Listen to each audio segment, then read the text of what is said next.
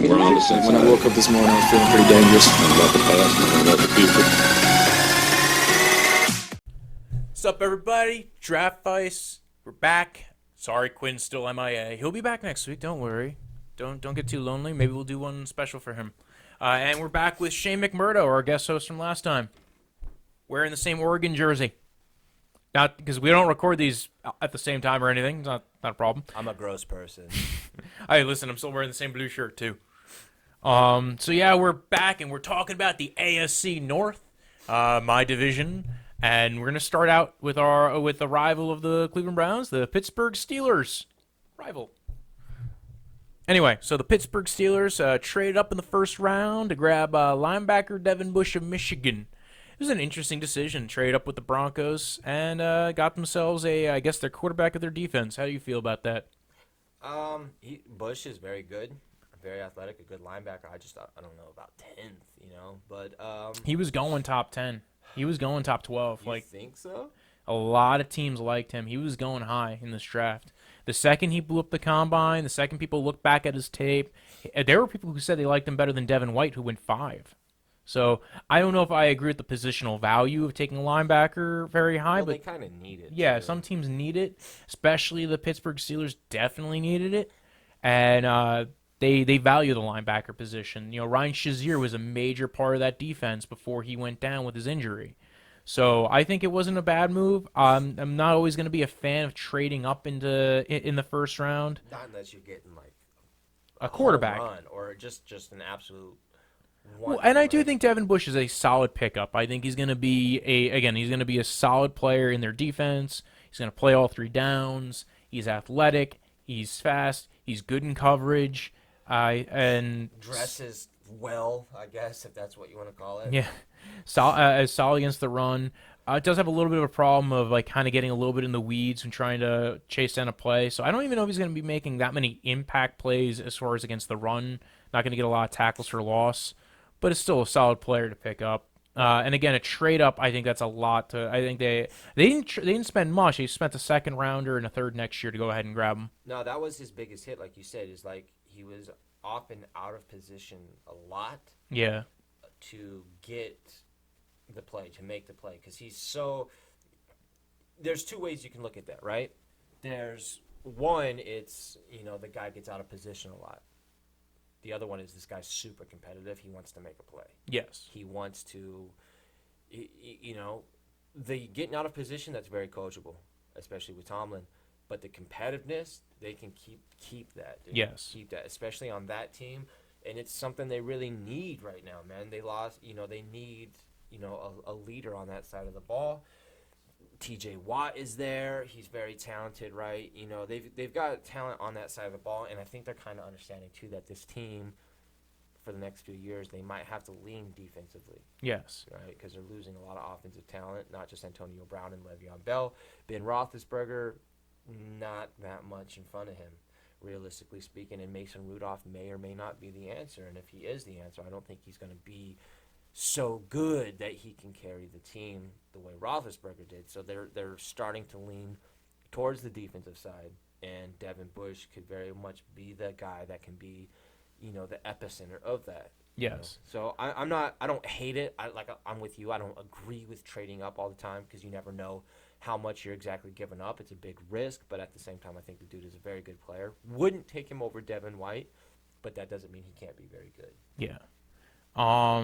Yeah, and again, you're fixing the center of your defense. They needed that position for a while. It's a team that on their defense didn't have a lot of needs and maybe didn't feel like there was a lot of needs that they needed to pick up in this draft at this moment. So they also rotate linebackers a lot too. Yeah, well, I think this guy's going to probably be, middle linebacker, inside linebacker. He's going to probably be the guy kind of quarterbacking the defense eventually. And again, like I said before, he can play all 3 downs. Whereas some linebackers are only run defending linebackers. This guy's going to be the guy who's going to be on the field all the time. And especially with a pick like this, they did their homework. They went ahead, interviewed him, made sure he knew what he was doing, made sure that he was going to be solid on the whiteboard, make sure he was going to be, able to hold down that role as the center of the defense and kind of be the quarterback of their defense in the future. So I think that was a solid pick. They really have to address that, positional, his leniency and tendencies to get out of position. Yeah. Because in college, especially the Big Ten, which isn't that offensively heavy of a conference, you can get away with it. You know, against Northwestern, Purdue, Indiana, you can get away with that. In the NFL, you can't. Mm-hmm. So they really have to coach that out of them. Hopefully they can, because if they can, they got a hell of a player. They really do. Yeah. And I think what they were really looking for is somebody who can match up with tight ends and running backs and coverage and be able to play man coverage, because this is a team that's moving towards more man coverage, and they got to compete in a division that is, again, you got an athletic. Got some offensive talent. Yeah, you got a couple of athletic freaks in this division, with Lamar Jackson, and we'll talk about their draft next. And also Cincinnati Bengals and the Cleveland Browns have a lot of fast, very good pass-catching running backs who are just good out in space. And then tight end. The tight ends that some of these teams have. Eifert's still in the Bengals, as well as C.J. Uzomah. Baltimore Ravens basically have every tight end that ever existed. Yeah, they just take every tight end. Dude, there's so many tight ends. They're all tight ends. It's just tight end palooza. They didn't even take a tight end this year. I'm shocked. Who did they have? Last year they took like 9. Yeah, they got the guy. They got Jackson from Oklahoma. They got the dude from South Carolina. Hayden Hurst. They also had the dude from Minnesota a few years ago. Mark Andrews. Max, what's his fuck? Max Williams isn't there anymore. He just got signed a deal with the Arizona Cardinals. Well, I thought he was still on his rookie contract. Well, I think he might have just finished up. Oh, okay. So yeah, that first pick, I think it was a solid pick. They didn't have a second round pick because they traded up to get Devin Bush, so that'll count as their second pick as well. Third round pick, Diontae Johnson, who I don't think people expected to go this high, but this guy is a great route runner. Out of Toledo, very not athletic. He didn't test very well, not super athletic, but you would think it would test better. He kind of does this thing. If you were trying to find a clone of Antonio Brown, this was a guy who can probably be the clone of Antonio Brown, and I think that's what they were trying to go for here. Keep in mind, the Steelers, their hit rate on receivers that aren't drafted in the first round is extremely high. Like, if there's a team that knows how to draft and develop receivers, it's the Pittsburgh Steelers. Antonio Brown, they had, what's his name, a couple years ago, the other receiver that was, Juju Smith-Schuster. The other receiver that was a big name, that was Martavis Bryant. They just seem to grab these receivers that are in that second, third, fourth round, and they end up being real players. Even Sammy Coates had a couple productive spurts. Yes, Sammy Coates. And Eli Rogers, yeah, slot receiver, yeah. Well. Even, what's his fuck, from the guy that the Raiders drafted years ago, the Reggie Bush year, and Vince Young, Darius Hayward-Bay. Yes. Somewhat productive for them. Usually a big special teamer for them. Yeah, has played a couple of games for them as well, I guess, as a reserve receiver. So when they draft a receiver, you kind of pay attention, and the fact that this guy is a solid route runner, very good player, I like the pick, and I think that he's going to end up panning out. Fits into that offense really quick. He's not the deep downfield guy, though, at least not right now. That's what Schuster's going to be, though. I think Schuster's going to be either a big slot or the downfield guy. They also got James Washington, who they drafted last year. Yeah, Oklahoma State. Yeah, he might be a downfield guy for them as well. He's fast. He didn't run fast, though. That was the weird thing. He's fast in field, though. Yeah. This is gonna be a test year, man. They're gonna see. It's gonna be a testament. They're gonna see if these guys have developed. I would have taken Butler over. You know who I think is a sleeper though is Vance McDonald. I don't think anybody pays attention to. There was a guy they traded for, and I think that tight end is gonna end up being a solid player for them. Especially with James not there anymore either. Yeah, Jesse James isn't gonna be there anymore. Yeah, so yeah, he's good. I don't know. He's not gonna be like a top 10 tight end. I don't think, but he'll be. We'll talk about him when we get to fantasy later on this year. I'm just talking about in general. Like not fantasy points, just NFL, consensus. Well, that was kind of more of my hint to the future. He's going to be an interesting guy to talk about in fantasy. Right. But I don't know. I would have taken Hakeem Butler over Diontae Johnson, even though they're different players. I also think Hakeem Butler had a lot of people were not sold on him. His ability to handle press coverage, drop the ball a lot. And now, granted, part of that was the quarterback and kind of having to go for, for throws that were severely off target, but I still think that I understand why teams didn't go right at Hakeem Butler, or another wide receiver, Miles Boykin, who the Ravens took. And again, a team that solidly drafts wide receivers, so I kind of see what they end up doing. They also drafted a cornerback in the third round, Justin Layne, who's a former wide receiver, now a corner. Yeah, and he went a lot later than I thought. I thought he was going to go in round 2 for sure.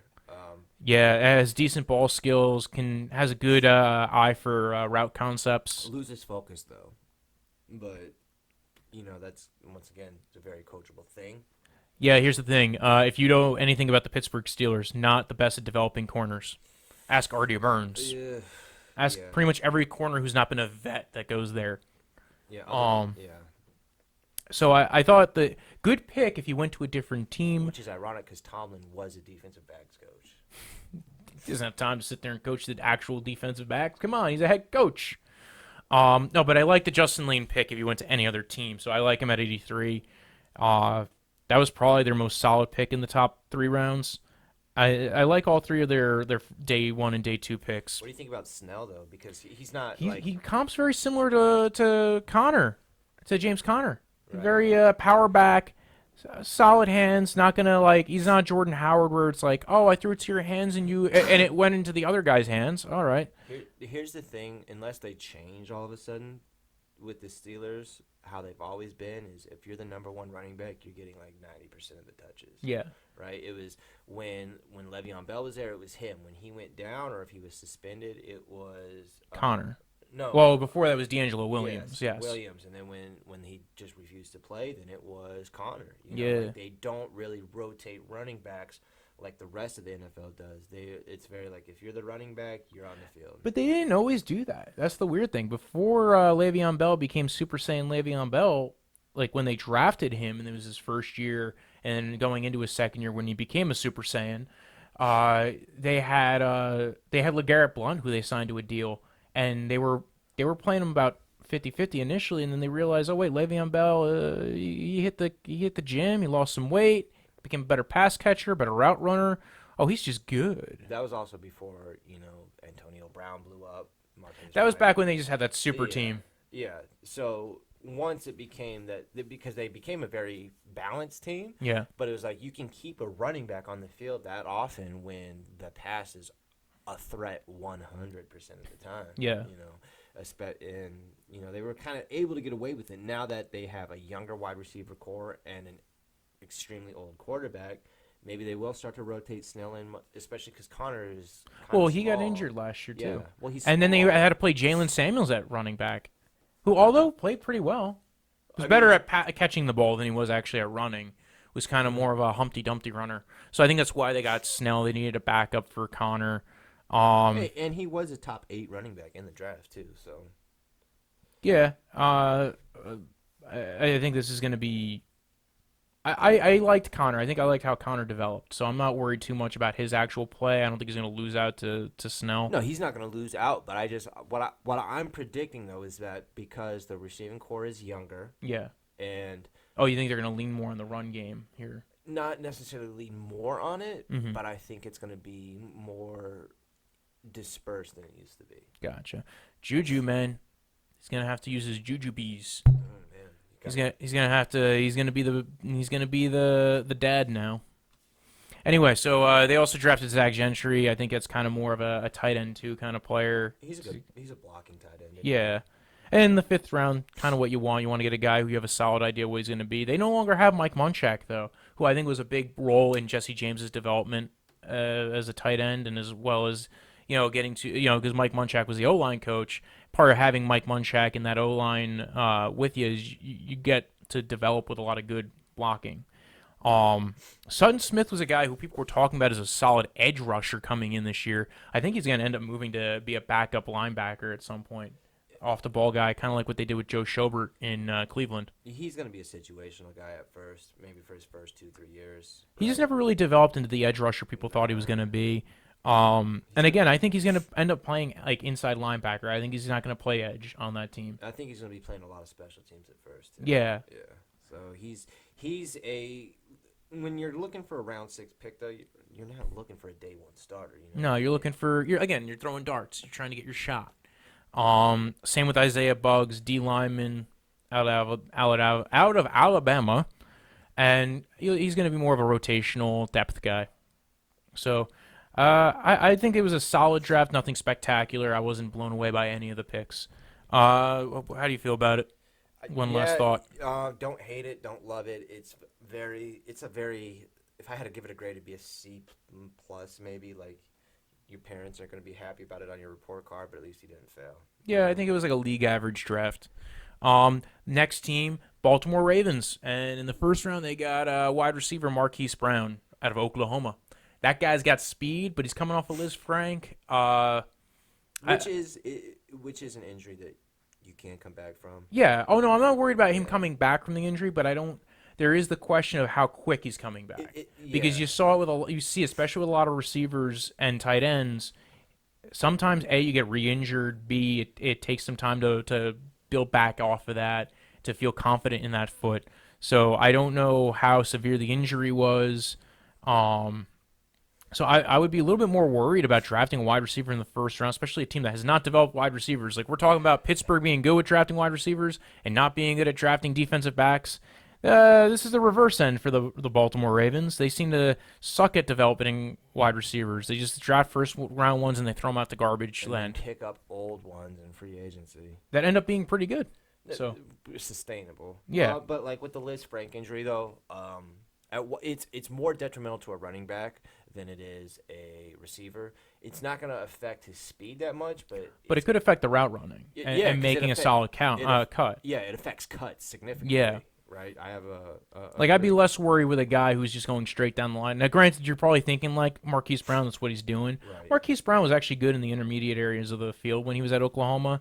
Although the routes he ran are not considered the biggest pass pro routes necessarily, but he was still a solid receiver and solid route runner. Yeah, but in a very defensively weak conference, the Big 12. Yeah, I'm not hating on Marquise Brown. It doesn't make sense to me though, because a lot of people are where Lamar Jackson fell short. It wasn't because of lack of receiver talent. It was they had John Brown last year. Yeah, so he wasn't. Yeah, well, he did well with Flacco. Yeah. So you have a guy who was doing well with Flacco who didn't do well with Lamar Jackson. So now you draft a guy who pretty much fits the John Brown role. He's more talented than John Brown. And does exactly what John Brown. I was a big fan of John Brown. So am I. I'm just saying. I don't know if I think John Brown, at least, John Brown's probably more refined at this point. I think Marquise Brown is probably a bit more. A little bit more upside. What I mean by that is coming out of the draft. Yes. Yeah. John Brown wasn't a first round talent, but at the same time, it's like you can throw all these great wide receivers on a team with Lamar Jackson, but is that going to make Lamar Jackson better? It's not like it's not me hating on Lamar Jackson either. Like, I'm calling a spade. Is that if you're missing wide receivers who are open by as much as he was missing them, that's not a wide receiver problem. Yeah. Right? Now, they did need a wide receiver help because they lost Brown, they lost Crabtree. They cut Crabtree. They didn't even want him back anymore. They were like, "You're done. Yeah, we're done with you, man. Move on." Do they still have Willie Snead? Like, yes, I do believe he's still on the roster. Did he do anything? No. Yeah. But he was throwing a lot to tight ends last year, and they do have a lot of tight ends. And they did draft 2 wide receivers this year. They also drafted Miles Boykin. Both these guys are athletic, have speed. I think what their plan here is to send these guys down the field and have them outrun you. And he's going to hope he can hopefully throw it downfield and pull some. All right, well, we're going to get lucky. Our guy's going to beat you. We're going to throw it downfield, and if I can't, I'm going to run it. They had a lot of design runs with Lamar Jackson. It wasn't like he was scrambling all the time. He just wasn't that great of a thrower, and that was really kind of the problem. But they'll still do a lot more design runs with him too. I'm a Lamar Jackson fan. He's so exciting to watch in college, but it's just at the NFL. It's like, you got to be honest. Just like I'm a huge Mariota fan, but I'm very, very honest and open about his detriments. But yes, it's when you're that inaccurate and when you're that hastily to throw a ball, that's not a wide receiver thing. And he wasn't even that inaccurate in college. Like I don't know if he's having a hard time adapting to the offense. I think it's the speed. Yeah. Because when you play in the All-American Conference, is that what it is now? Well, Like with Louisville. No, he was in the ACC. Excuse me, I take that back. I'm sorry. Louisville changed to the ACC when he was there. But at the same time, the ACC isn't the NFL. Yeah. Right? And, like, the Ravens, they had an identity, which was a defensive first. It was like, we'll stop you on the defense, and we'll score enough to win. That's what they were known for. That was the system he was thrown in. The offensive talent, their running game was, not the strongest. They had, But their running game got better when he came in. Yes. Because when you have a running quarterback, and they're trying to build around his good skills. Right. So I get that, right? Like I understand building around a guy's strengths. Yes. Right. I don't know if that gets you him for the long term. I also don't know if that develops him for the long term. I hope it does because he's so athletic. Yeah. He's got talent, but it's just what is this guy's ceiling? We don't know. After a rookie year, it's hard to tell what a guy's ceiling is. Now that he's coming into his second year and a little bit more is expected of him, he's going to be the starter, right? And you've put more offensive. He's going to get more time with his guys too. Right. And you have more offensive talent on the ball, not just in the receiving game, but the running game now is stronger because Mark Ingram is much better than Alex Collins was. Mm-hmm. And they also drafted a running back, Justice Hill, out of Oklahoma State. Now, what are your thoughts on him? I didn't hate the pick. I thought they're going to be rotating guys in. I think it's going to be a lot of like last year. They're going to take the hot hand. I actually was more interested in the I thought there were better running backs to get in this draft, and I thought they were going to take one sooner, to be honest. I think it's a scheme thing because this is another guy that crushed the combine, Mm-hmm. right? That's what made him stand out. He was the DK Metcalf with running backs just on a smaller scale. Mm-hmm. And I think with getting Mark Ingram, they understand he's older. They understand he doesn't have a lot of miles left on him, but they also look at how successful he was with sharing the load with a smaller, faster pass-catching running back in Kamara. Now, Justice Hill is not Alvin Kamara, Mm-hmm. right? But Lamar Jackson isn't Drew Brees either. I think they're looking for a formula, and they see the possibility of having one that can not only make their running game better and their offense better, but can make Lamar Jackson better. Yeah. Right. And I don't hate the pick. I'm a little shocked by it for how early it went, but I think if I'm guessing what they're going for correctly, it could pay off. It could. The Jalen Ferguson one was the one I thought was interesting because I thought he went up against a lot of tight ends. A lot of his he was like the sack leader last year and broke the record. But dude, like it was a lot of scheme. He doesn't show a lot of pass rush moves. Again, you're getting an edge player in the third round, and part of it is how's everybody else viewing him, but also like how was he winning? And a lot of times he was coming up unblocked. There was a lot of scheme. A lot of guys were blocking him with tight ends. So I wasn't a big fan of that pick. Ben Powers I thought was a good flyer pick, guard from Oklahoma. Now all their offensive linemen went within the first 4 rounds, I feel like. But yeah, like I said, he's a pass blocking guard, Mm-hmm. right? When guard is normally a run blocking position. It is easier to teach run blocking though than it is to teach pass blocking, especially to a guard. Yeah. Right, but this is going to be a running team. No matter, even though they drafted 2 wide receivers, they're just trying to improve the passing game. But it's going to be a run-first team to control the clock and let the defense win them the game. But I was shocked they didn't take more defense early on, and the fact they went 2 receivers and they didn't because they did lose Zadarius Smith and Preston Smith, and I know they signed Earl Thomas after cutting Eric Weddle, but I just feel like that team. Jimmy Smith's getting long in the tooth. Maybe they hope they'll get a corner next year in the draft. I know they drafted Amon Marshall out of USC. You're a big fan of the West Coast teams. Do you have any opinion on him or no? He's just big, man. He's not Developmental guy taking your shot in the 4th round. He'll be a guy that you rotate in every now and then. I don't think he's going to be. Also, Trace McSorley, that's a guy who I think they're like, maybe we'll try him at defensive back. Maybe he'll be our third backup, like a Taysom Hill kind of a guy. He'll be lucky if he makes the practice squad, dude. I'm just being honest. But no, man. Like the reason I don't think they went defensive heavy, to address your point, was because their defense, even though they weren't as prolific as the Jaguars of 2 years ago, it is still very much a good defense. Oh, it is. And that's what got them to where they were. And the Jaguars were like, our defense is so good, let's make it better. And they neglected the offensive side of the ball, and look where it got them. I think what they're really trying to say is our defense is what's going to win us games. Yeah. But let's make the offensive better, because the better your offense is, the better your defense is. Yeah. You know? More points, less time on the field only helps your defense. And I think that's what they were trying to do. If I had to guess, man, like I said, I'm just guessing. I'm not too intimate with, the Ravens. Well, as a Browns fan, I'm very happy with this draft because I don't think they did a lot to improve on either side of the ball. They really didn't. Just saying. All right, so they really didn't, but they didn't.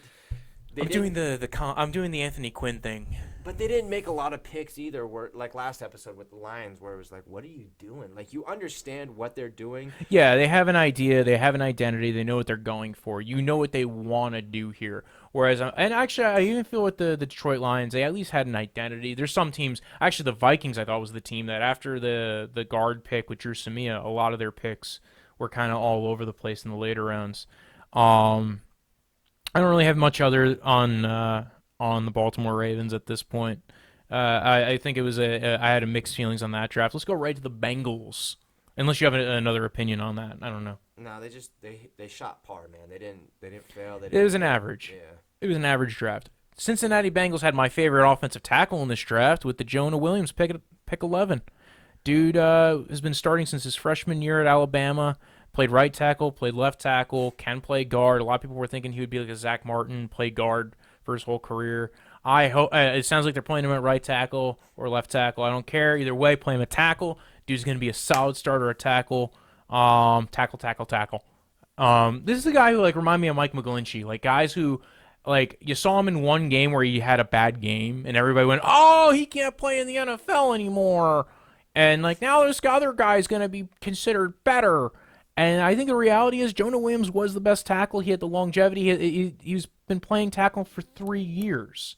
When you play it for that long, that's a tackle and offensive line is a skill position where it's about the time you get in as that at that position. Same thing with quarterback. The more games you play at a quarterback, the more games you play at offensive line, specifically tackle, the better you are going to get at it. So Jonah Williams had a long track record of playing tackle, played it well, and I think people were just trying to start finding holes in his game just to find holes in his game because he was on top of the boards for so long.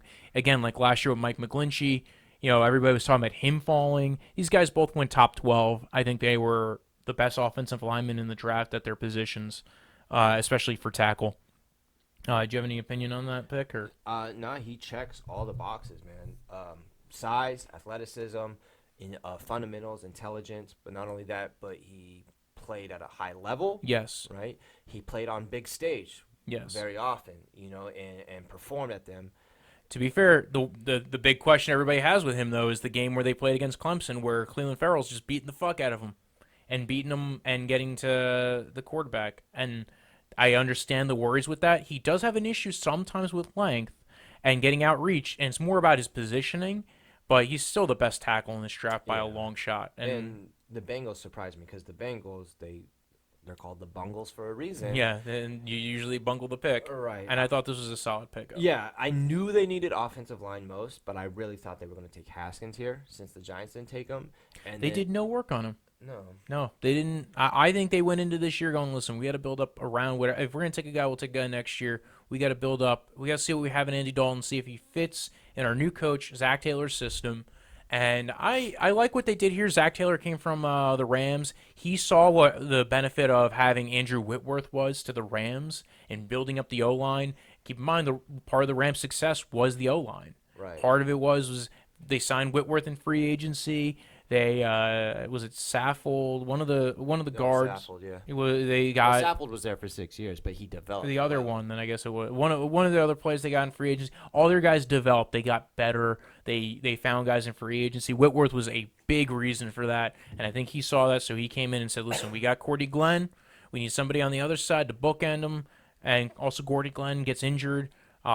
They drafted Billy Price last year when they wanted Frank Ragnow, and they just went to the next center on their board.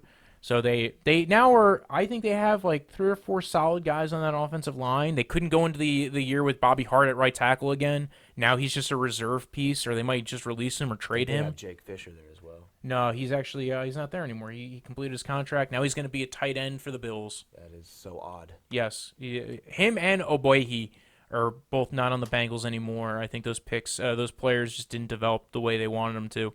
I struck out twice with their first pick and their second pick. First pick, I'm like, okay, they're going Haskins here. And then with their second pick, I thought they were going to try to get like Drew Lock or something like that. And even though he wasn't available at the time, I don't believe, but because Denver took him early. But it's like I thought they were just so dissatisfied with Andy Dalton, the fan base and everybody. I thought they were going to try to take a quarterback early. But Drew Sample, I mean, solid blocking tight end. I think he took him a little early. Doesn't offer the pass catching prowess of some of the other tight ends in the draft. But if that's what you're looking for your scheme, I can understand it. Still, it's a little early. Because Eifert gets hurt every year. Yeah, Zoma and Eifert are solid tight ends. Because they don't have what's-his-face, Croft anymore, right? They got rid of him. Yeah, and also keep in mind, like, Irv Smith was still on the board. I think Jay Sternberger was still on the board. A lot of other guys were available. Caleb Warren you could have gotten a little bit later. Well, I think so. A few years ago, they tried building around their pass because they thought Andy Dalton was the answer. AJ Green is obviously a great wide receiver. They thought John Ross was going to be a very good complementary to him when he was not. Well, I think I'm looking at this and it seems like they believe in their receiving core with Tyler Boyd. Tyler Boyd. Sorry, all the T's, man. Tyler, Taylor, Twaller. Yes, so Tyler Boyd, AJ Green, Zoma, Eifert when he's healthy. Yeah, Joe Mixon. Well, no, this team is gonna be is gonna revolve around Joe Mixon. Thank you. It's gonna be like he's gonna be the Todd Gurley of this team. Yeah, he's good, man. He can run. He has good vision. He can catch passes. Yes. It's just people don't like him. That's the problem. And not only that, and they still have Gio Bernard on that team. Who's a solid pass catching running back who could also break off into the slot, solid route runner. I think they're going to be utilizing the versatility of those two running backs. Yeah, and not like the reason Mixon hasn't blown up the way he could because the offensive line was weak, and they've addressed it. And I think once they start to put the offense more around Mixon than Dalton and Green, it can get better, right? I like their offensive coordinator a lot. He knows how to coach that team. They've had success with him. The less pressure. Well, this is a new coach. He's coming in from Zach Taylor from he's coming from the Rams. Right. It was the QB's coach there, and they're hoping he's going to be the next Sean McVay. Everybody's hoping their coach is the next Sean McVay. Yeah, same thing with the Cardinals with Cliff Kingsbury. He shook his dick once in the locker room, and now he's going to be the next Sean McVay. Like that's all they're hoping for is you're going to be the next Sean McVay. But I do like what they're doing, and like I said, he was in LA when they got Whitworth, and saw the difference between the prior year and that year as far as their offensive line play. And I like what they did here with the first pick. The second pick, I'm not wowed by. And then Jermaine Pratt of NC State, solid linebacker, not spectacular, not going to be making big plays. But if you need to fix your linebacker and you didn't draft one of the top 2 guys, you're basically better off just taking flyer picks at this point. Yeah, but at the same time, though, like I always say it, round 1 through 3, you really, really got to hit. Yeah. Round 4 and after, it's like the best you can get for your value. Yeah. Well, they traded up in round 4 to get Ryan Finley, which is kind of a certified pre-owned backup quarterback. He's Mike Glennon 2.0, man. He's the same exact. Yeah, I didn't see the upside. See, this is the thing. If you're gonna take a quarterback, right? Tyree Jackson went undrafted. Like that was a guy who I liked out of Buffalo, who ended up going to the Buffalo Bills as an undrafted free agent. But dude was big, had a big arm. Like you can build around that guy. You can develop him, and if he turns out into something, that's great. And if he doesn't, well, okay, you move on to the next guy. I wasn't a huge fan of Ryan Finley either. He's just there if Dalton gets hurt or if Dalton throws 4 picks in a game again, which is very likely. But the dude's not the answer. Like I said, certified pre-owned backup. But I did like the next pick, Rennell Wren, bull in a china shop kind of a guy. He's gonna get in there. He's gonna, he needs a little bit more refinement, but he's gonna be on a big rotation with this defensive line. Geno Atkins, and it's one of the deepest D lines in just the amount of pass rush they have. And interior though, they get beat a lot in the run game. Which is why this guy's here. Yeah, because they needed some more interior defensive tackle. Which is the same reason I think they took Pratt as well. He's more of a running type, run stopping type, or linebacker. Run stopping linebacker, not a pass. He's not athletic enough to be. But yeah, their edges are great. I think that it's going to be if they can bulk back up on the interior and be able to stop the run, and they can get to the quarterback, I think they'll be solid. I think they got a great corner in William Jackson III. They also don't have to worry about penalties as much now that they got rid of that fucking psycho. Oh, perfect. Who's now in the Oakland Raiders. Yeah. So match made in hell. Yeah. And then they got Michael Jordan. This was my favorite pick they had of the whole draft. Other than Jonah Williams, obviously this was the favorite because look, this is another guy, and I hate shitting on my own team. Another guy would have taken over the guy from Charlotte that we took. Really? But yes, because I still like Nate Davis. I like Nate Davis a lot too, but it was just. And I think Michael Jordan. I mean, he can play center as well. Yeah, I think more of what he is. Two reasons why they took him. One, they have Billy Price. Billy Price is also an Ohio State center guard guy. So you got a guy you already have a little bit of built-in chemistry with. This guy's probably going to be more of a backup in case Bowling goes down. But they all are also looking for one of their guard spots they still need to fill a hole in. And that's probably where he's going to come in and maybe fill one of those holes potentially as a starter. I honestly think they're going to look to move him to center because he can't play that. And he's so athletic. He's smart. Like, fundamentally, he's smart, right? He just has elevation problems and problems with guys with speed. But super strong, super smart, and he's adaptable. He can play guard or center, and I think they're going to try to use him more in the latter rather than the guard. I think they've addressed guard and tackle. They might want to move him to center. Like I said, I don't think switch Billy Price to being either right guard or left guard. Yeah. And then have Bowling be the other side. Yeah. Probably left guard. But he was, other than Jonah Williams, this guy was my favorite person they drafted in this class. I'll tell you this much: I like the running backs they grabbed. They got both Trayvon Williams and then one of my favorite guys in the draft. I'm shocked nobody else thought about taking a sixth or fifth round flyer on this guy, Rodney Anderson.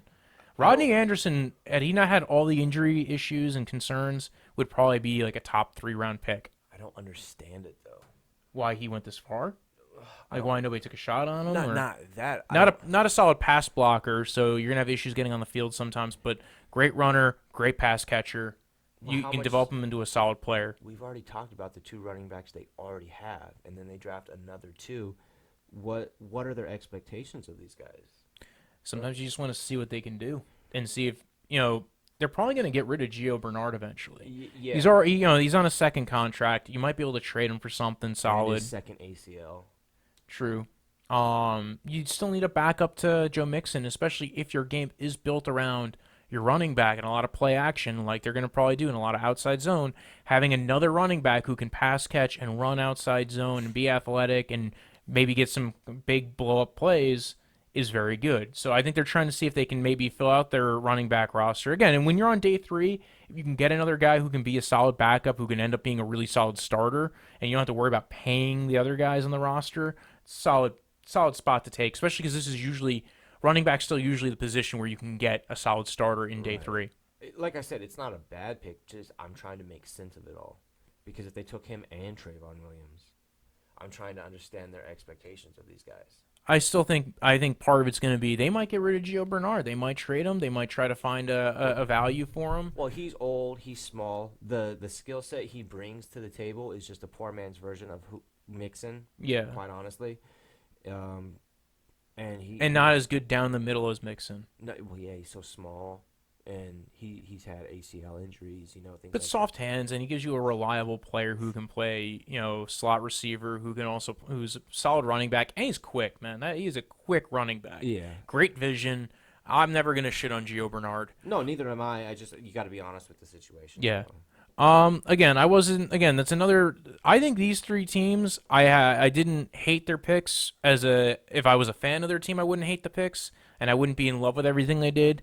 As a Browns fan, I feel okay because it doesn't feel like they got exponentially better. Well, So the Steelers, I think this is a team that's confused right now. They really don't know where this is a team. If anything, the Steelers out of these three is the one I feel like was the best draft, though. Well, that's because they already had the best talent. Yeah, as well. but I'm saying they're building around the talent that they have. Right, but I don't you got to address they weren't expecting Antonio. Nobody called Antonio Brown leaving after this year. Yeah, I called Bell leaving. Right, which they just have a lot of drama. They have an aging quarterback and young team in the supplementary areas.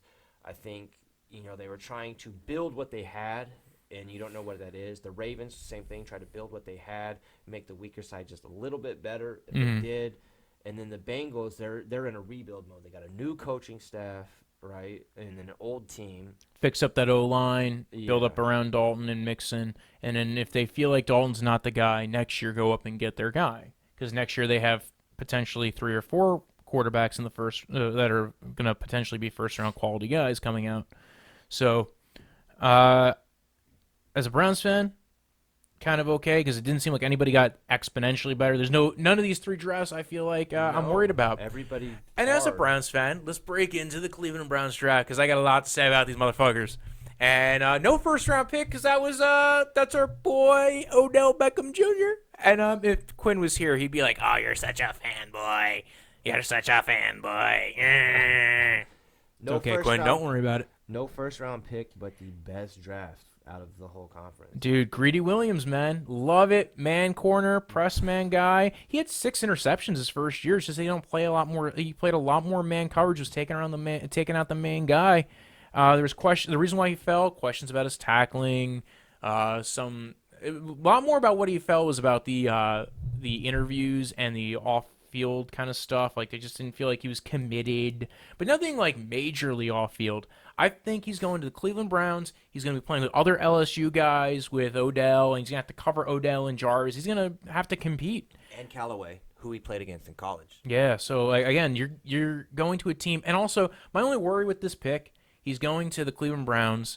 The Cleveland Browns just signed Steve Wilks. Now, Steve Wilks was not the defensive coordinator last year for the Arizona Cardinals. That was a guy who he brought with him from Carolina.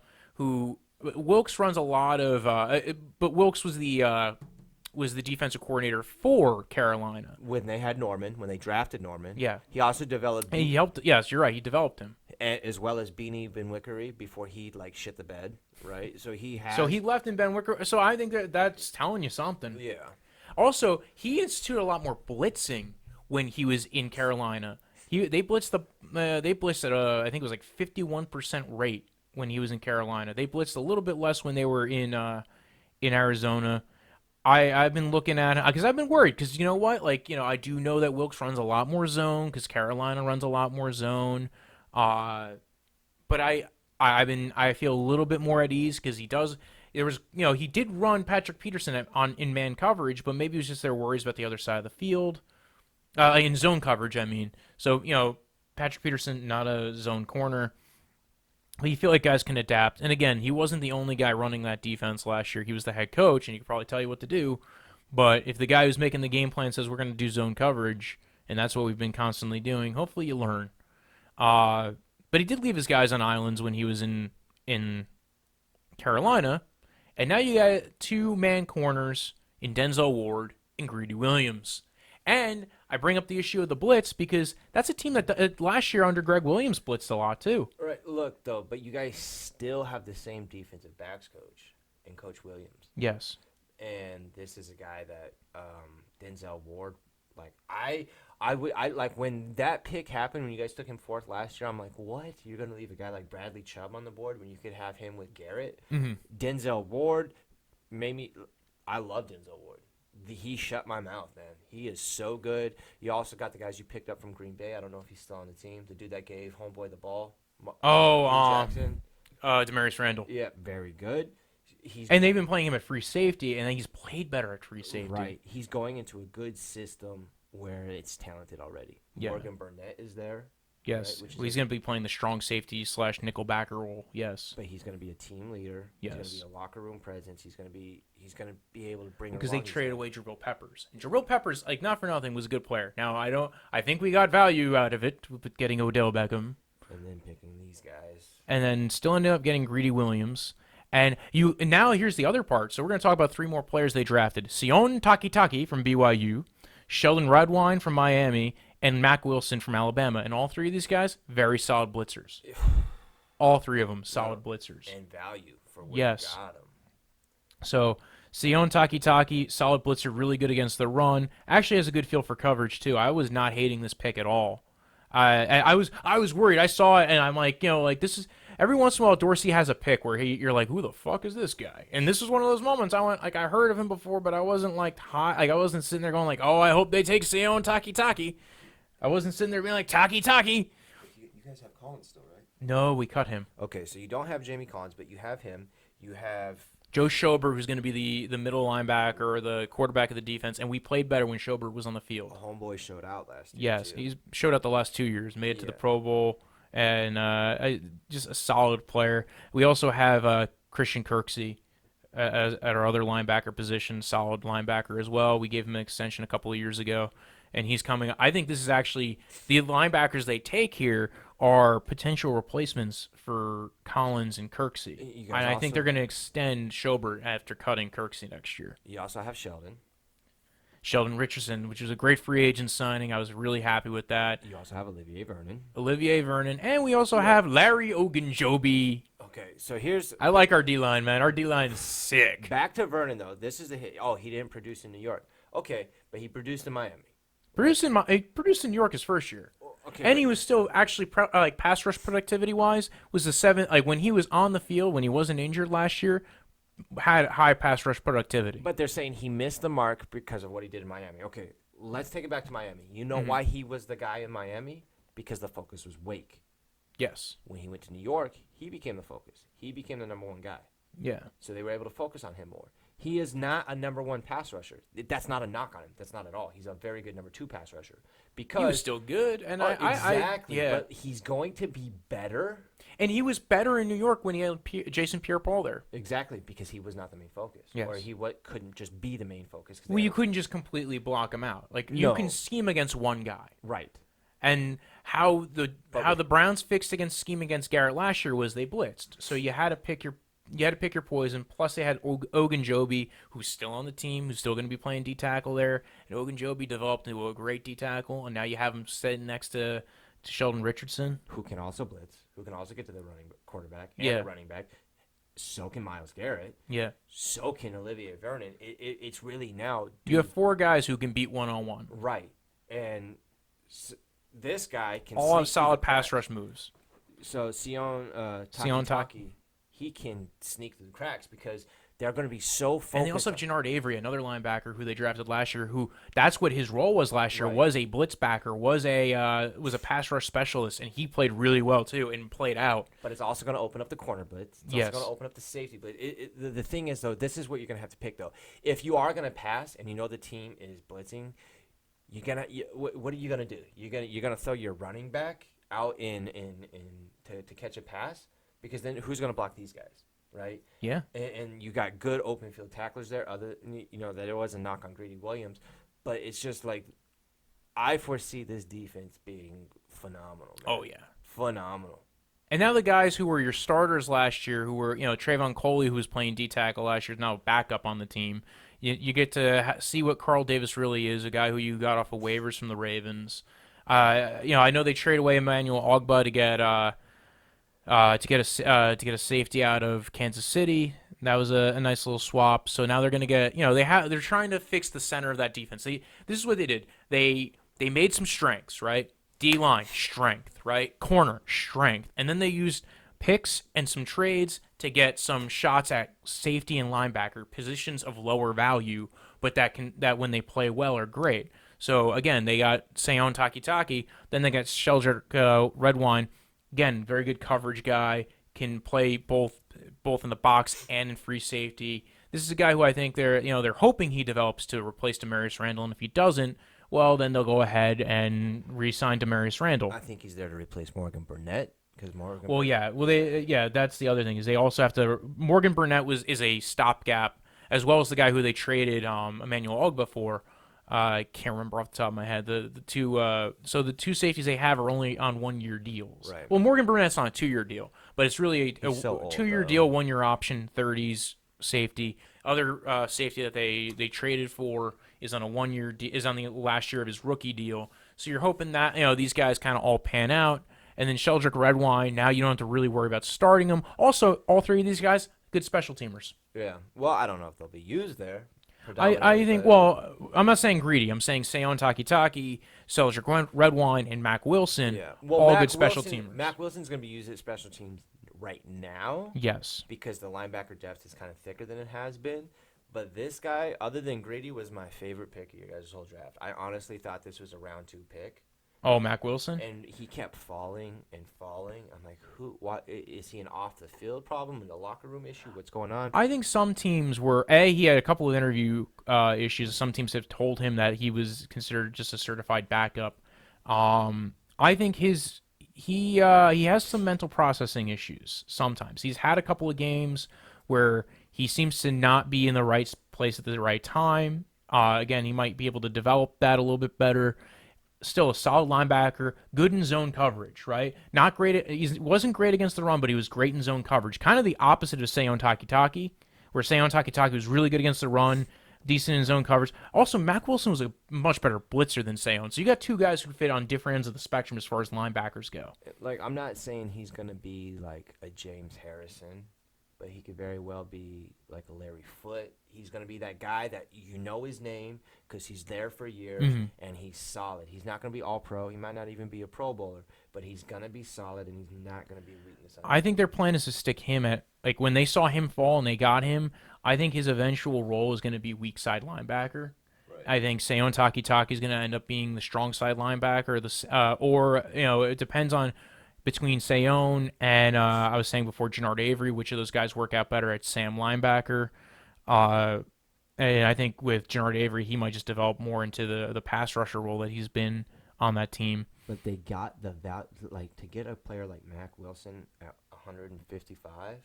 The problem with Mac Wilson is, at least if you're playing a lot of man coverage, he's going to have some headaches in man. He's not going to be able to. He's not going to be the best at covering corners. He does get off of blocks really well. So but he's never going to make that splash play behind the line of scrimmage like Seon Takitaki will. So he's not going to be the impact linebacker, but he's going to be the guy who won't lose you in zone cover. Won't lose in zone coverage.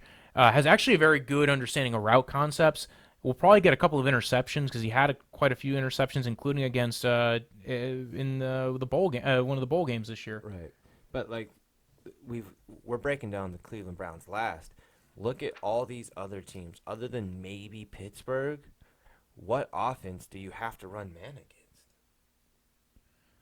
Well, I think their corners are best fit for man. I think Greedy and Denzel Ward play best in man coverage. Right. Same thing with T.J. Carey, who's a very big slot corner, and I think was actually signed to be there to be one of their main starters last year and ended up becoming their slot corner.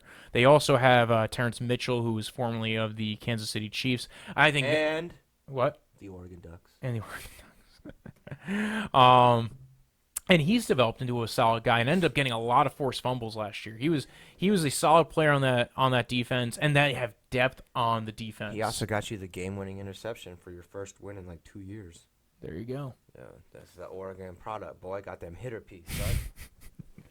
So I was actually not a fan. When they signed Mitchell out of free agency, I was not a huge fan of it because I saw like he wasn't great when he was in Kansas City, but sometimes you find he wasn't great when he was in Oregon. Yeah, so there you go. But he was such a good. He's become fast. Well, he's also been such a good turnover machine, just hitting hard, getting fumbles, getting interceptions. He played a lot better last year. He's developed into a solid player. So I think between Greedy and Mitchell and Carey and Ward, you've got a solid cornerback room and solid depth. He's a dog too, though. He's so competitive. Like he's the guy. Like a lot of people forget this, that when Jarvis Landry went there, that's the guy. Like when the clip came out of Landry getting popped and then jumping up and then throwing a football at the defensive back's head, it was Mitchell. There you go. He's a dog, man. He plays hard, maybe a little too hard at times, but no. If he's your number 4 corner, though, you're in a good spot. Yeah. And again, like Celdrick Redwine could be able to match up in man coverage really well. Probably might even play nickel linebacker for them a little bit. Kind of, we'll see. That depth is going to be interesting because they're going to have now. They have a whole new depth at safety. They have whole new depth at linebacker, and then they got this guy Drew Forbes, who I like. And this was a no-name guy. Was probably going to go undrafted. There was one of the major sports organizations, either SI, did a profile on Prospect X, and they revealed that he was Prospect X. The only thing I didn't like about their draft is they drafted Austin Siebert in the 5th round. Drafting a kicker in the 5th round feels like you're leaving some meat on the bone. I mean, normally I would definitely agree with you. I hate drafting kickers in general, but you guys are a team that's been cursed with kickers. Yeah. Well, I feel like that's where you go to free agency and try to sign the best one available. Yeah, but when you guys do that, it's never worked out for you. But we haven't done that in a while either. But also, too, this is the first time in years where the Browns aren't really thin at any one position that much. Like, your talent, they're so heavy on position. I think they looked at guys for versatility and special teams, and that's why they were like looking at some. Like I said, Taki, Redwine, Wilson, all ability on special teams. It's why they probably drafted Siebert. See, all right, well, we'll see a shot on a kicker. We weren't, if looking. You can get a young, talented kicker and cut the kicker you have to save cap to open up cap. Well, they're not paying that current kicker anything either. It's Greg Joseph. It's a nobody out of nowhere. Exactly. So what are you losing on that? No, that's why I don't mind it too much. Donnie Lewis, Tulane guy, came out. I actually like the guy though. I like coming out of Tulane. Very athletic. I think he can end up actually making the team. He'll be in a very deep, cornerback room. Yeah, so he might just be either a special teams guy or a practice squad guy. Yeah, and then again, like I said, Drew Forbes. This is a team that used to be their number one strength was O-line. They no longer have Joe Thomas. They have. I was actually the one shocking thing is they didn't take a tackle for the whole draft. I mean, Forbes technically is a tackle. He was drafted as a guard. They traded away Zeitler. They're going to hopefully have Austin Corbett play at right guard. And they're also possibly losing J.C. Treader next year, going to be coming up on free agency. They did sign Eric Kush to a very cheap deal, so he might end up being a replacement or be fighting for the guard spot. This is going to be an interesting team, especially how they handle their offensive line. That's the only issue they currently have, and their offensive line's not horrible, but it's just got a lot of question marks. You saw Greg Robinson perform a little bit better than he's ever performed before. They now have a different O-line coach. The one from Green Bay is now in the room. Hopefully that ends up being a solid pickup for him. They no longer have Wiley. Oh, Coach Wiley. Oh, man. National treasure, bro. Yeah.